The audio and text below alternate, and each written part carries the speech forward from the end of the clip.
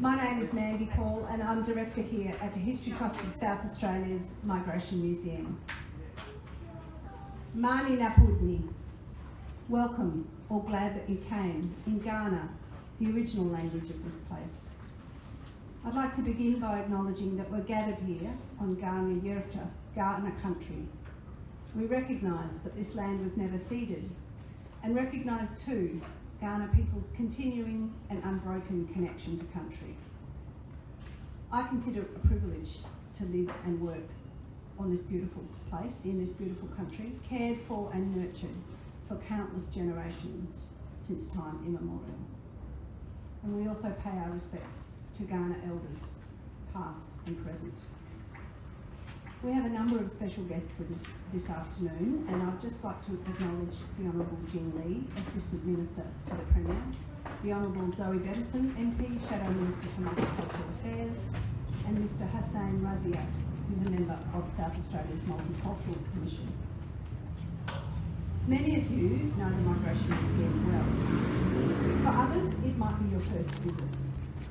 The museum opened in 1986, and it was the first museum in the world to take migration as its key theme.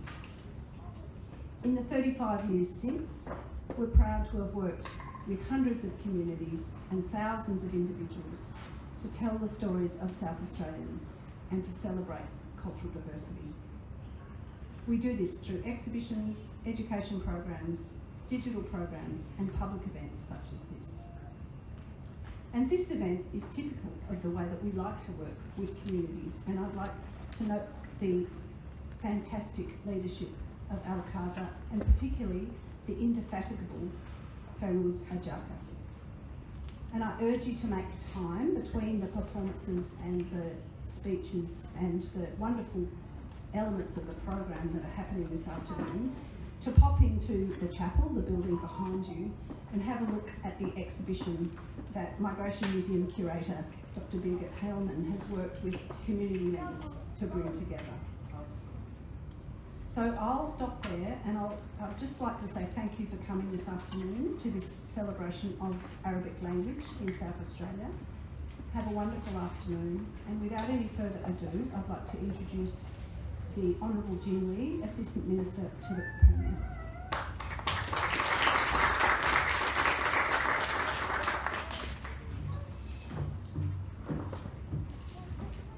Well, good afternoon. Good afternoon, everybody. It's a great honour to represent the Premier of South Australia, the Honourable Stephen Marshall, to be here joining you on this very special day of the World Arabic Language Day. I'd like to also acknowledge the land we stand on is the land of the Ghana people. We pay respect to traditional owners, past, present and emerging, for their cultural and spiritual connection to this land. As a migrant, and many of us are all migrants to this land at some point, whether it's your first generation or many generations that are in Australia. So it's really great to be able to pay tribute and acknowledge the traditional owners. My parliamentary colleague, the Honourable Zoe Beddison, have joined us representing the opposition, and of course the President, Feroz, Madam Chair of the ALCASA, and our Multicultural Commission board members, Mr. Hussein Raziat. I treasure culture in a way because there is a intrinsic values between language and culture. When you're celebrating a language day like this, the Arabic language has been around for more than 1,000 years old. And it has also been spoken by 400 million people around the world. That's really significant. What does it mean when many of our population in the world speak the language? Sorry, I spotted the Mayor Chris Hanna at the back. So Mayor of Marion is also here. And one of the co-founder is also here as well. So seeing the language, how it actually built humanity through centuries, keeping the communication going, not just for the language purpose, but the language, the culture, the science, the performing arts, the music, the literature, through centuries. And as I actually studied, learned a bit more about the Arabic language, I got so fascinated. I got so fascinated because it has become an enabler. Arabic language was an enabler to allow the Greeks and the Roman science to transcend and build the humanity to the European Renaissance, and then also connecting from the Silk Road and from the coastal of India through to the horns of Africa. When you look at that civilization, the transformation through centuries, how now you're still speaking it.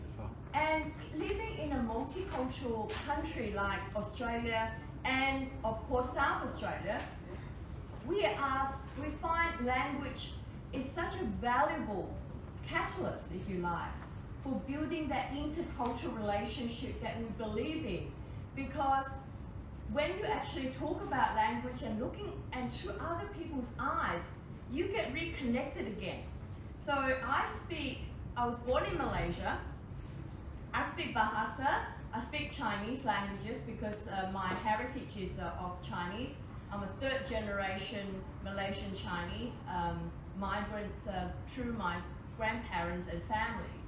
So when we look at those artifacts, when I was looking at the exhibition, it brings back a lot of memory of my childhood, and because Malaysia is like majority of is Islamic world, so a majority of the literature are also in Arabic. So I've got a very strong connections with that part of the world. When I look at the exhibition, now whoever have been involved in providing the artifacts, the ornaments inside the exhibition hall, just put up your hands. Yeah, stand up. Oh, put up hands. Let's give them a clap, a big clap. Let's acknowledge them. Because they are treasures. They are treasures. Some of them has been passed on from one generation to another generation, and I'm sure it will continue through your work as well. It's such a, living treasures and treasures from the past. Farouz, you asked me to share something that connect me from my past, from my culture and language. So I like to say that I have at my house one of the scroll passed on from my grandparents to my dad, and my parents have passed on to me. I'm probably the only one in my family now that actually do read, write, and practice my own language. Unfortunately, my two brothers were very much brought up in Australian, and they channel the Australian values more so they have lost their language base. So for those of you who have children and grandchildren, if you want to making sure that your heritage has been passed on, perhaps a language study will be a wonderful thing to continue. So the scroll that I have at home, they're just proverbs from the Chinese origin. It talks about, the word is kind of deep because it's not just a simple translation. And I think it's the same with your own Arabic language. One word can mean many things. So this particular word is tolerant, means it could be patience, or it could be tolerance, or it could be compromise. So there were three words, but it's only one single calligraphy, but it means so many things. So, and then it follows by a poem that says something, if I just directly translate it, is, if you're going through a hard day, so take a deep breath, then everything will be calm again. And step one step backwards, then you can see the world no longer so narrow-minded. you can see a bigger picture.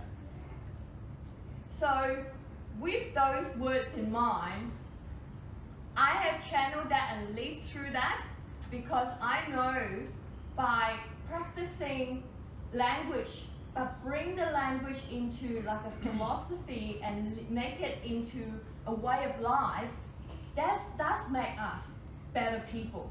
And I'm really deeply honoured today to be able to represent the Premier, to convey very best wishes to the Arabic Language and Culture Association of your great work for preserving and recognising World Arabic Language Day today. And I also know, not only that, you work with Nessa's Art, the Campbell House Art House, in paintings, literature, preservation, all the great work you do. To you as a chairperson, to all the committee members and all the supporters in this room, congratulations, heartfelt congratulations. May you enjoy a big celebration of your Arabic World Language Day today. Thank you.